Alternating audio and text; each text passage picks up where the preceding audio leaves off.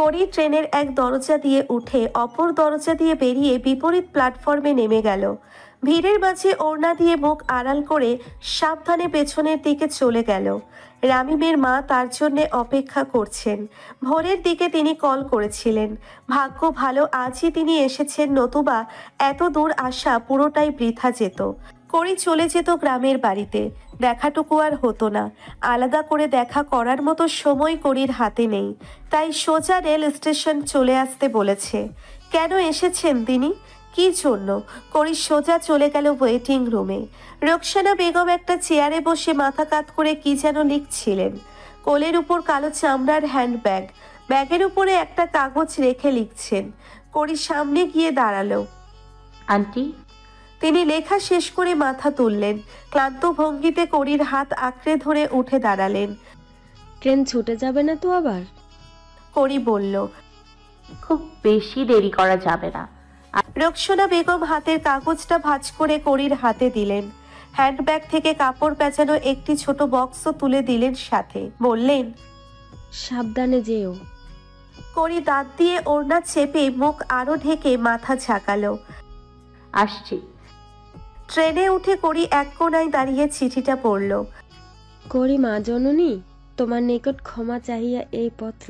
আমার পুত্র দুদিনের জন্য বাড়ি আসিয়াছিল, তাহাকে জিজ্ঞাসাবাদ করিয়া এই অসহায় মাতা জানিতে পারিয়াছে তোমার মাতার সকল গহনা গাটি সে বিক্রি করিয়া ফেলিয়াছে।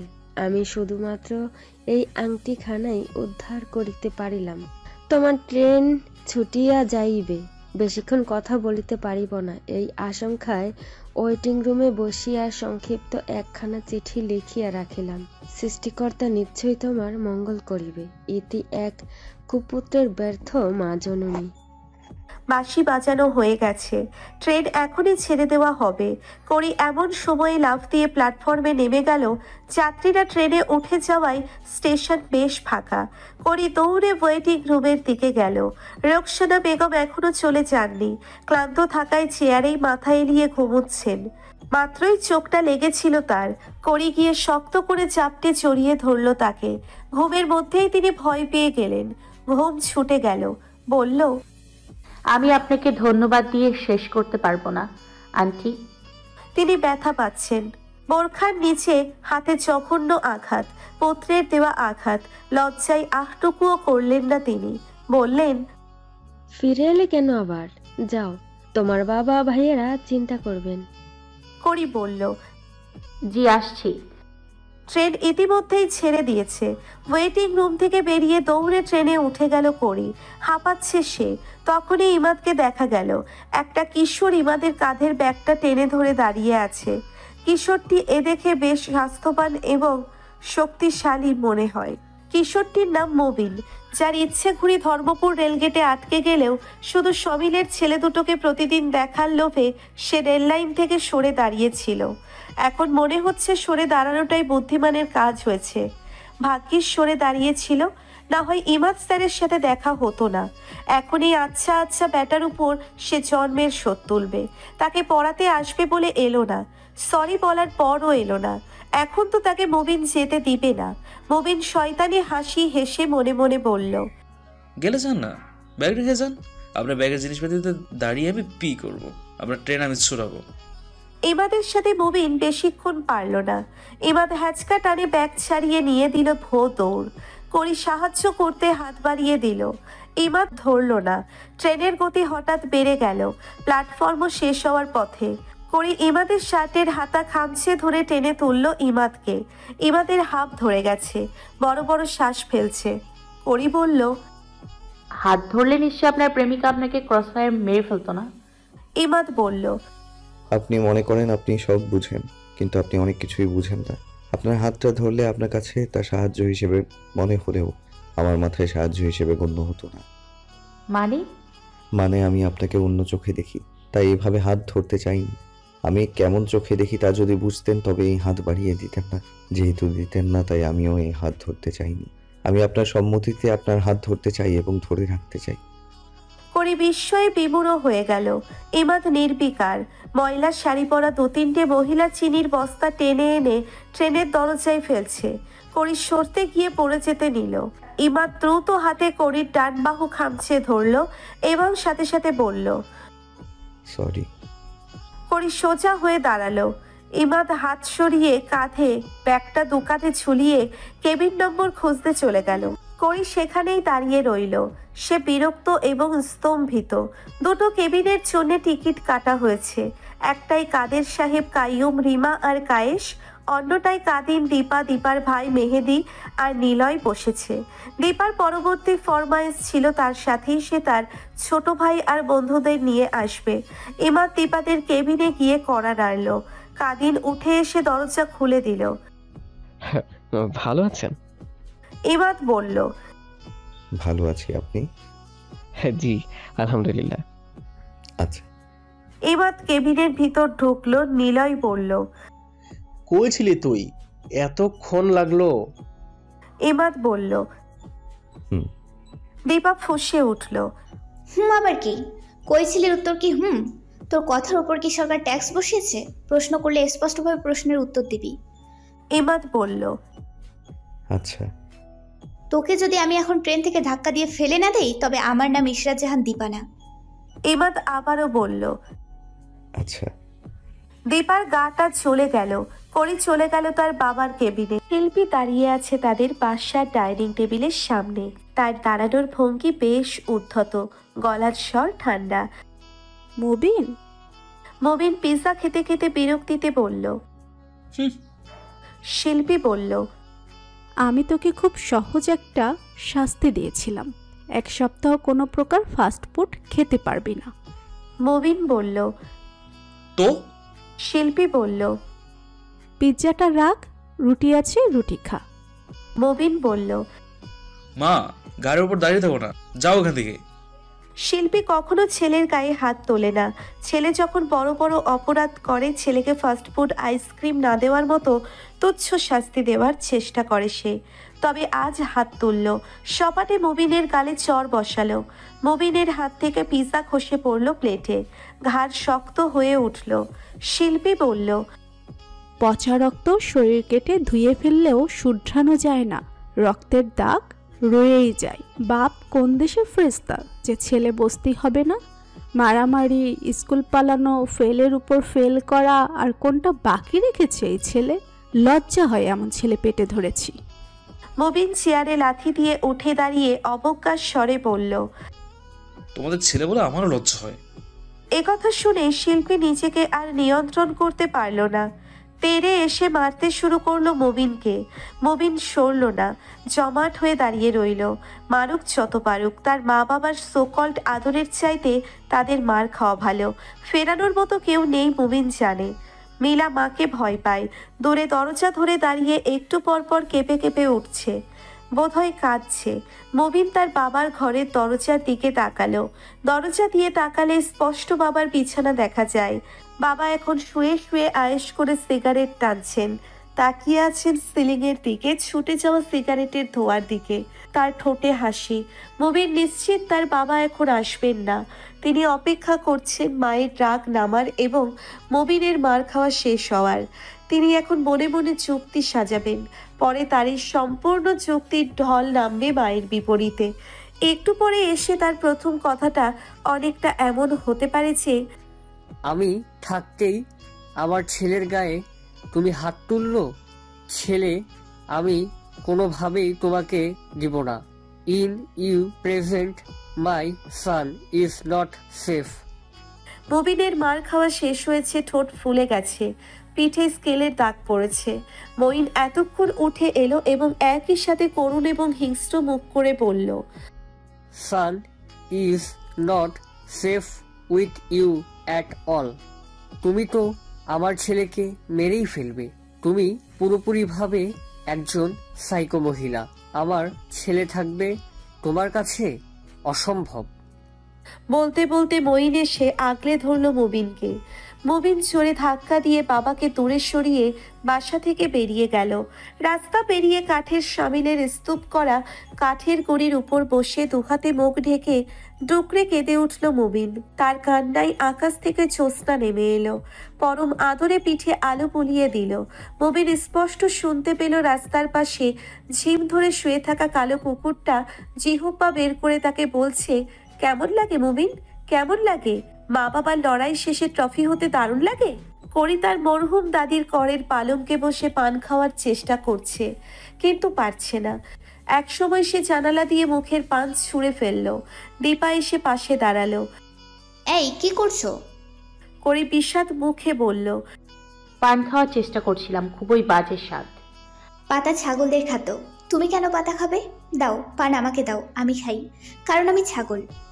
করি অবাক হয়ে দীপার দিকে তাকালো। দীপা পানের বাটা থেকে পান তুলে নিয়ে কাঁদো কাঁদো মুখ করে বলল, তুমি কেন আমাদের কেবিনে বসোনি? আমি সরি করি, আমি তো ছাগল, মাথা আউলে গিয়েছিল তাই তোমাকে উল্টোপাল্টা কথা শুনিয়েছিলাম। তুমি আমার সাথে এভাবে রেগে থাকলে আমি কেঁদে ফেলবো। করি যে রাগ করেনি সে কথাটুকু বলার সুযোগ করি পেল না। তার আগেই মুখ ভর্তি পান নিয়ে দীপা কেঁদে ফেলল। করি দুহাঁটু একসাথে জড়ো করে বসেছিল, এখন হাঁটুর উপর কনুই রেখে গালে হাত রেখে তাকিয়ে তাকিয়ে দীপার কান্না দেখতে দেখতে হেসে ফেলল। অপরাধ বোধ মুহূর্তেই দীপার রাগ হয়ে গেল। রেগে মেগে সে বলল, আমি কাঁদছি আর তুমি হাসছো? একটু না হয় এটা সেটা বলেছি, তাই বলে তুমি আমার কান্না দেখে হাসবে? ভাইটা যেমন শয়তান, বোনটাও খারাপ। করি হা হা করে হেসে উঠল। ঝুনঝুনির শব্দের মতো সেই হাসি সারা ঘরে দিকে দিকে ছড়িয়ে পড়ল। করি আছে দারুণ ফুর্তিতে। ফুর্তির পেছনের সম্পূর্ণ অবদান ইমাদের।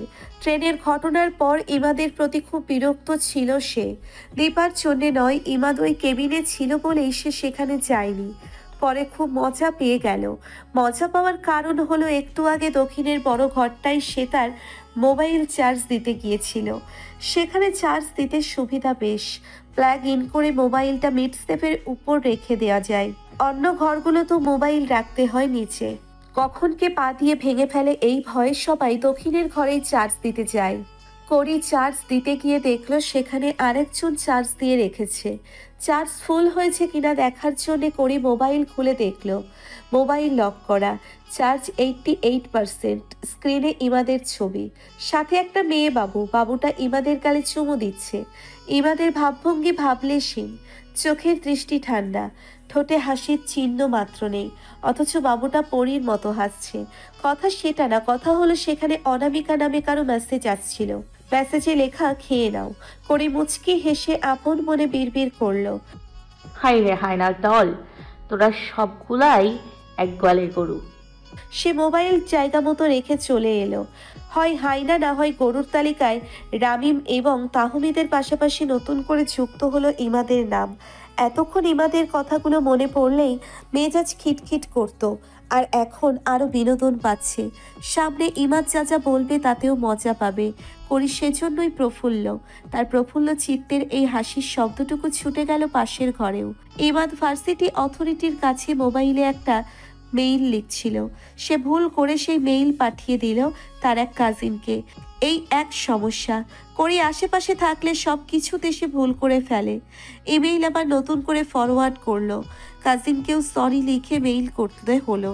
বৈদ্যুতিক সংযোগ চলে গেছে, কতক্ষণে ফিরে আসবে জানা নেই। কাদিন হাতে পাখা দিয়ে বাতাস করতে করতে হয়রান হয়ে গেল। একটুর জন্য হাত পাকা হাতছাড়া হলেই ঘেমে যাচ্ছে, বাইরেও যেতে পারছে না। গ্রামের রাস্তাঘাট তার ভালো লাগে না, এখানে গর্ত ওখানে কাদা, বিরক্তিকর। বেরুলেই প্যান্টে ধুলোবালি লাগার ভয়। বড় বিপাকে সে। টি শার্ট ঘামে ভিজে শরীরের সঙ্গে লেপ্টে আছে, এটাও তার সহ্য হচ্ছে না। ঘামে ভেজা পোশাক সে গায়ে রাখে না। টি শার্ট একটানে খুলে ফেলতেই দীপা এসে ঘরে ঢুকলো। কদিন দীপার সাথে কথা বলার সুযোগ খুঁজছিল। গরমে মরে যাচ্ছে। দীপা বলল, সব ছেলেরা বাইরে বসে আড্ডা দিচ্ছে, এমনকি বাবাও সেখানে। আপনি ঘরে বসে নিজেকে বউ পাগলা প্রমাণ করতে চান? কাদিরের চেহারা থমথমে করে উঠল। এখানে তো আর নতুন আসিনি, সবাই জানে আমি কেমন। ধুলোবালি আবর্জনা এড়িয়ে চলি আমি। ন্যাকা। দীপা নাকে টেনে বলল। কাদিন চোখ মুখ শক্ত করে আরো বলল, কত বউ পাগলা তা নিশ্চয়ই তোমার চেয়ে ভালো কেউ জানে না। দীপা স্পষ্ট খোঁচার অভ্যেস পেয়ে বলল, হ্যাঁ, আমিও তো আবর্জনাই। এড়িয়ে চলুন, আরো ভালো করে এড়িয়ে চলুন। কাদিন দীপার সাথে দূরত্ব খোঁচাতে চেয়েছিল। দীপাকে তার আবারও ভালো লাগতে শুরু করেছে, তাই বলল, রাগ করে আছো নাকি? দীপা বলল, তো আপনি আর কি আশা করেন? আপনার জন্য করিকে আমি কথা শুনিয়েছি। এখন করি যতই বলুক রাগ করেনি, কিন্তু আমি জানি সে রাগ করে আছে। কথা শুনেছিলে? হ্যাঁ, আপনার জন্য। দোষ আপনার। আমাদের মধ্যকার বিষয়াদি তুমি আমার বোনের সাথে আলোচনা করো। তো করব না? ও কেন আপনাকে সব জানায়নি? এরপর দোষটা কার হলো? আমার না? কাদিন ফোঁস করে শ্বাস ফেলল। ওর সাথে আর আলোচনা করবে না? না, আরও করতে হবে। ওর রাগ ভাঙাতে হবে আমার। বোঝাতে হবে দোষটা আমার না, দোষটা ওর ভাইয়ের। রাগ হলে ওর ভাইয়ের ওপর রাগ হবে। কড়ি রেগে নেই, কড়ি রেগে থাকলে অন্যরকম হয়ে যায়, আমি বুঝি। সত্যি? মিথ্যে কেন বলবো? দীপা কিছুক্ষণ চুপ করে থাকলো, আপন মনে কি সব ভাবলো। পরে বলল, ঠিকই তো। আমার মতো নিষ্পাপ মানুষের প্রতি কেন রাগ করে থাকবে? অন্য সময় হলে কাদিন দীপার এ কথায় বিরক্ত হতো। এখনই বলছে এটা, আবার 2 মিনিট বদলে যাচ্ছে। কোনো স্থিরতা নেই, না আছে 2 পয়সার কোনো বুদ্ধি। কিন্তু সে চেয়েও বিরক্ত হতে পারল না, বরং দীপার সাথে তাল মিলিয়ে বলল, তোমার মতো নিষ্পাপ মানুষের উপর কেন রেগে থাকবো করি? আপনার কি ধারণা আমি নিষ্পাপ নই? আমি রুম ডেট করা ফাজিল ক্যাটাগরির মেয়ে। দীপার গলার স্বর আচমকা পড়ে বদলে গেল। কাদিন অবাক হয়ে বলল, কি বলছো? দীপার ঠোঁট কাঁপছে। আপনি যা চোখ খোলাচে বলতে পারেননি, আমি সেটাই বলে দিলাম। কাদিন কঠোর গলায় বলল, আমি এ ধরনের কিছুই ভাবিনি। অবশ্যই ভেবেছেন। বললাম না ভাবিনি। ভয় পাচ্ছেন কেন? কাদিনের কণ্ঠস্বর গম গম করে উঠল। তুমি বেশি বোঝো দীপা। দীপা কাদিনকে এক সমুদ্র বিস্ময়ে ডুবিয়ে দিয়ে বলল, তাহলে এখনই আমাকে চুমু খান। কাদিন অদ্ভুত দৃষ্টিতে দীপার দিকে তাকালো। দীপা চার লাইটটার আলো আধারিতে কাদিনের দিকে এগিয়ে দিল। কি হলো, চুমু খান। আপনি নিশ্চয় সাধু সন্ন্যাসী না কোনো মহাপুরুষ না যে বইয়ের কাছ থেকে নিরাপদ দূরত্বে থাকবেন। তাহলে চুমু খাচ্ছেন না কেন?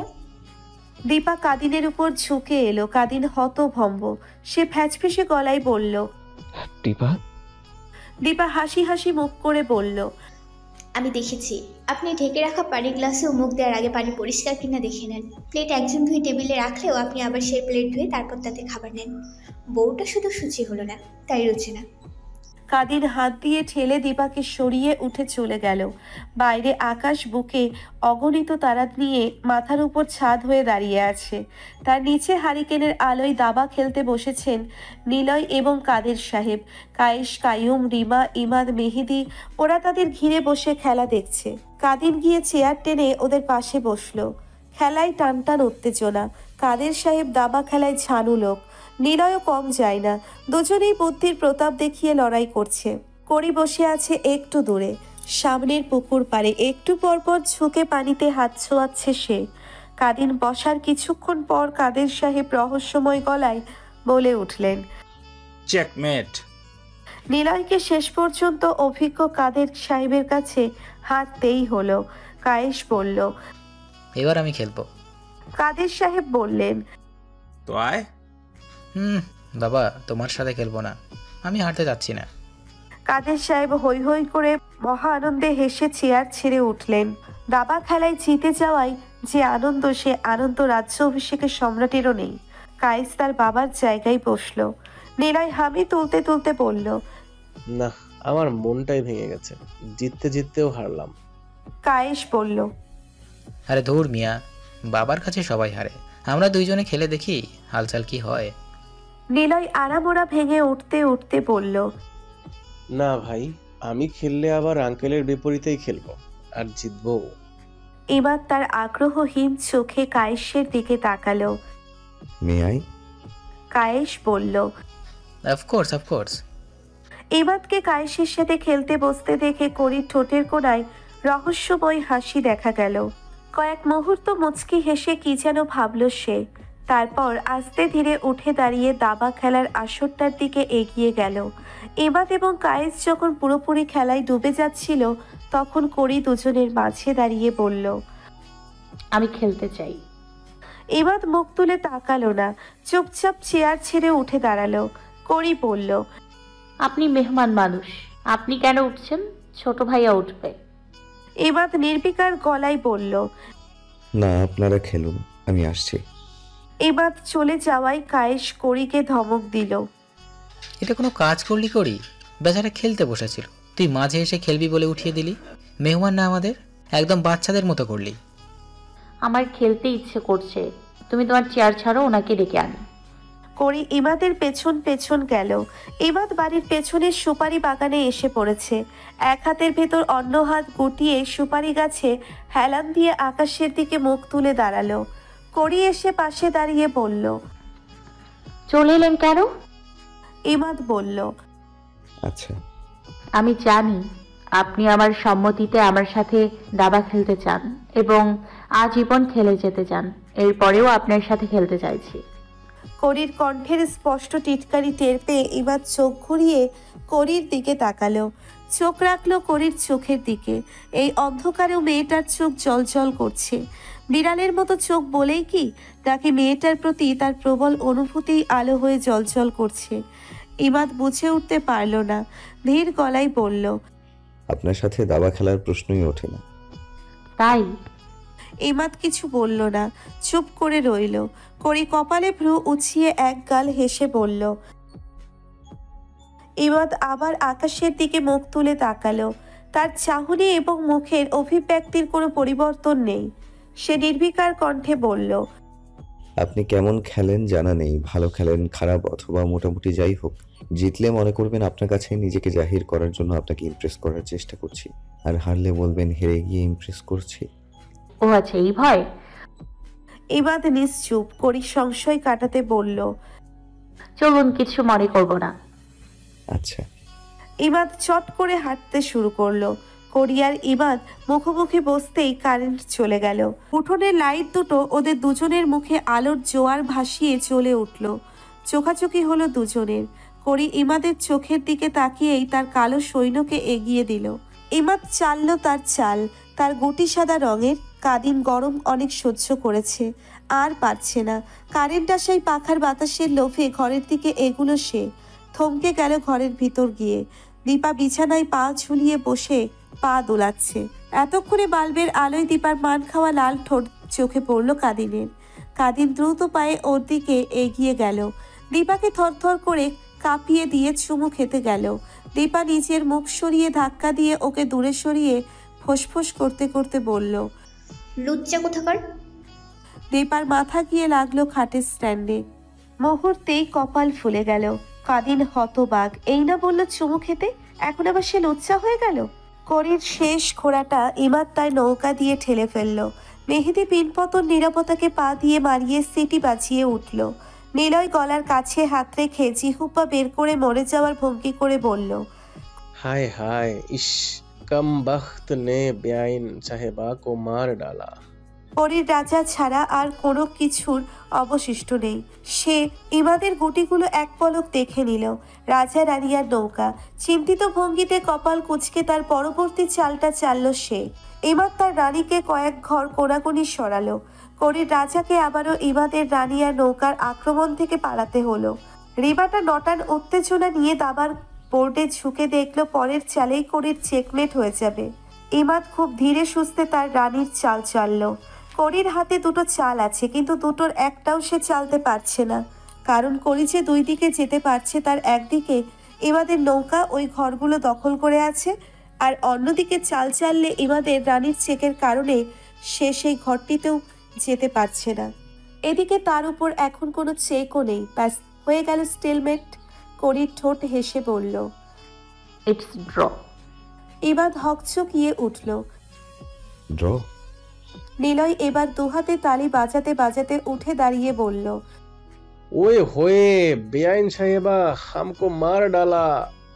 করি সবার সামনেই ইমাদকে হাসতে হাসতে চোখ মেরে বলল, জি বিআই সাহেব, ড্র হয়ে গেল। আপনি জিতে গিয়েছেন, ইমপ্রেস করতে পারলেন না, আর না পারলেন বেআইনের কাছে হেরে গিয়ে তাকে ইমপ্রেস করতে। রিবা মজা করে বলল, অনেক আগে আমাদের গ্রামে একবার উত্তরপাড়ায় দাবা খেলা নিয়ে ঝগড়া করে মাথা ফাটাফাটি পর্যন্ত হয়ে গেল। এখন আবার তোমরা শুরু করো না যেন। বিয়ে বাড়ি মনে রেখো বাচ্চারা, পরে গ্রামবাসী বরপক্ষ আর কনেপক্ষের ঝগড়া ঘটনা পুরো ইউনিয়নে ছড়িয়ে দিবে। ইমাদ করির রাজা হাতের আঙ্গুলে চেপে ধরে নিস্পৃহ গলায় বলল, আমি তো আর আমার গুটির রাজা ছিলাম না, রাজা ছিলাম বেআইন সাহেবের সৈন্য দলের। বেআইন সাহেব আর হয়েই খেলেছি, এই যে আমি। এরপর অন্য হাতে নিজের রানী করির রাজার পাশে ঠেলে দিয়ে আরো যোগ করলো, আর এই তো আমাদের বেআইন সাহেবা, আমার রানী। আমরা একজন আরেকজনের বিপক্ষে না খেলে একে অপরের জন্য খেলেছি। আমাদের মধ্যে বড়ই মিল মহব্বত, মাথা ফাটাফাটির প্রশ্নই আসে না। সবাই ইমাদের রসিকতায় একসাথে হো হো করে হেসে উঠল। করি কটমট করে তাকালো, দাঁতে দাঁত ঘষে শ্লেষাত্মক হাসি হেসে বলল, গাই সাহেব দেখছি ফ্লোটিং মাস্টার। গার্লফ্রেন্ড কয়টা আপনার? এ কথায় এক একজন হাসতে হাসতে একে অপরের উপর গড়াগড়ি পর্যন্ত খেলো। ইমাদ কিছু বলল না, করির চোখে চোখ রেখে মুচকি হাসল। করিও সোজা ইমাদের চোখের দিকেই তাকিয়ে রইল। দুজনের কেউই চোখ সরাচ্ছিল না। দীপা এসে তাদের চোখাচোখিতে পাগড়া দিল। এখানে এত হাসাহাসি কেন? আমাকে তো সবাই ভুলেই গেছে। দীপা এমন একটা ভান করলো যেন ওর কলিজা ছিঁড়ে যাচ্ছে। ইমাদ করি থেকে চোখ সরিয়ে দীপার দিকে তাকালো। নিলয় দীপাকে খেপিয়ে বলল, তুই এখানে কি করিস? নতুন বউদের হাসাহাসি মানা। নতুন বউ হয়েছিস, মুখে আঁচল চেপে ফ্যাচ ফ্যাচ করে কাঁদ। লজ্জা শরম কিছুই নেই মেয়েটার। দীপার আগে ফোঁস করে উঠল। ইমাদ বলল, আমি একটু ঘুরে আসি। দীপা বলল, হ্যাঁ আমি এসেছি না, এখন তো তোকে যেতেই হবে। ইমাদকে দেখে মনে হলো সে দীপার কথা শুনতেই পায়নি। একা ঘুরতে চলে গেল সে। মন খারাপ করে দীপা বলল, ধুর, আমার আশাই ঠিক হয়নি। দীপা চলে যাচ্ছিল, কায়েশ পিছু ডেকে বলল, মেজু ভাবি যাচ্ছ কোথায়? জানালা নেই বলে বসবে না নাকি? এখন উঠোনে আমি তোমার জন্য জানালা কি করে ব্যবস্থা করি বলো তো? দীপা ঘাড় ঘুরিয়ে লাজুক গলায় বলল, যা দুষ্টু। কায়েশ বুকের বাপাশে দুহাত চেপে পড়ল, ইস কি মিষ্টি। এই গ্রামের বাজারে কটা পর্যন্ত দোকান খোলা থাকে কে জানে। ইমাদ দ্রুত পা বাড়ালো।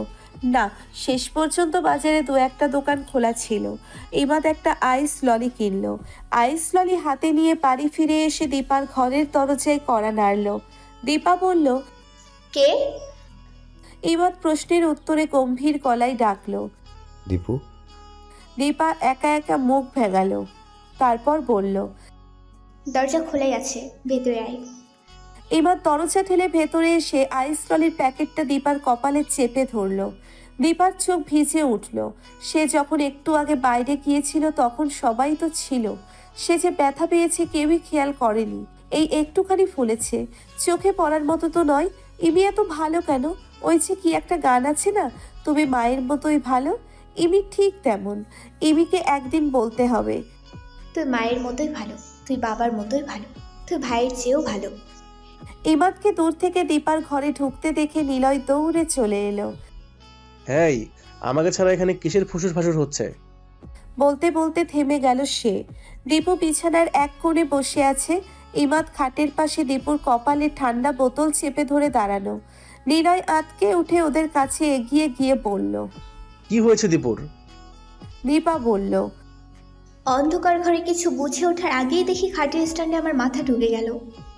নিলয় অবাক হয়ে চোখ বন্ধ করে ফেলল। খাটের স্ট্যান্ডে লেগে এই অবস্থা? আর আর তুই কি বাচ্চা নাকি?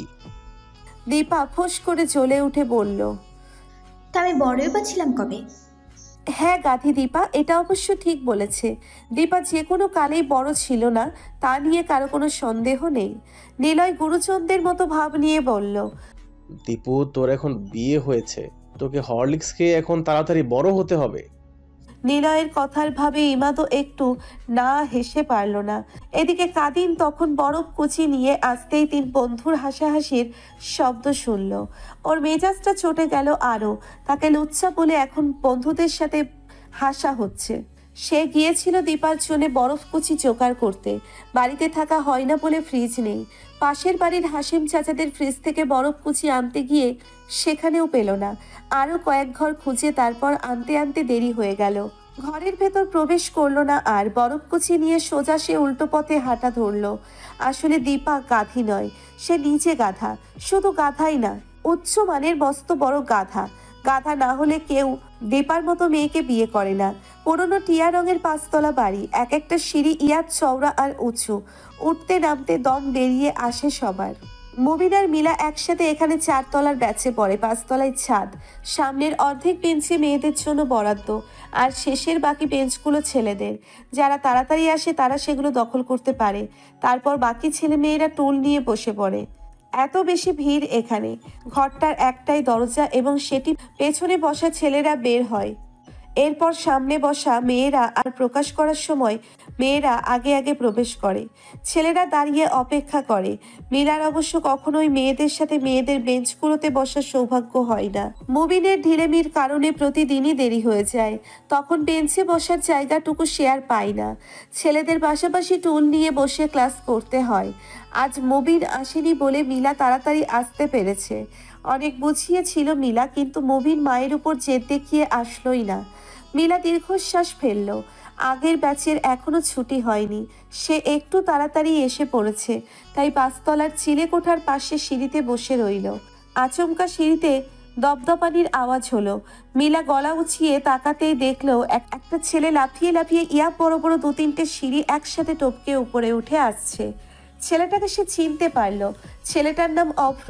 এই ছেলেটা গত বৃহস্পতিবার ক্লাসের বাইরে রাখা মিলার জুতো জোড়ার উপর জুতা পায়ে দাঁড়িয়েছিল। কি আশ্চর্য, ফাঁকা জায়গা দেখে দাঁড়াবে এ কেমন অভদ্রতা, তাও আবার জুতা পায়ে। মিলা চোখ মুখ কুঁচকে স্বাভাবিক গলায় বলে দিল, সরো। অভ্র প্রথমে বুঝতেই পারেনি কোথায় সরবে সে। কেন সরবে? মিলা ফের বলল, আমার জুতো। অভ্র তখন গিয়ে বুঝলো।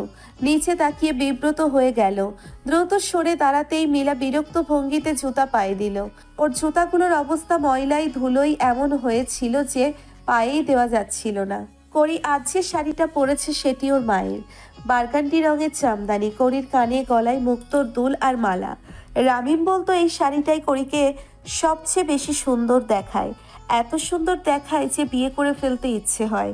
এ কারণেই শাড়িটা আজ পরা। গতরাতে করি ঘুমাতে পড়েছিল। রিমা দরজা ধাক্কে তুলে বলল,